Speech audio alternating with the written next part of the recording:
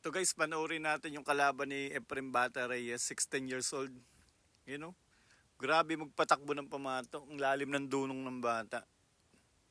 Praktisado, parang natutulog sa ibabaw ng lamesa, tsaka sa ilalim. Tingnan nyo guys, yung patakbo ng pamato. Tapos ang bilis din manira, sarap panoorin. Ito yung magagandang panoorin guys, yung mga player na mababilis tumira.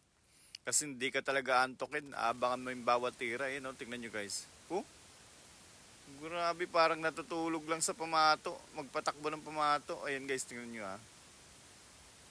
Galing ng bata na to, malayo mararating nito. Basta wag maglalakad, sabit sa jeep. Hindi guys, joke lang. Hindi, magaling talaga yung bata. Tingnan nyo guys ha. Oh, grabe yun. Grabe manira, lupit. Parang natutulog lang. Pwede nang ipusta yung lola at lolo natin dito nang dumami. Yun na, gimbal na.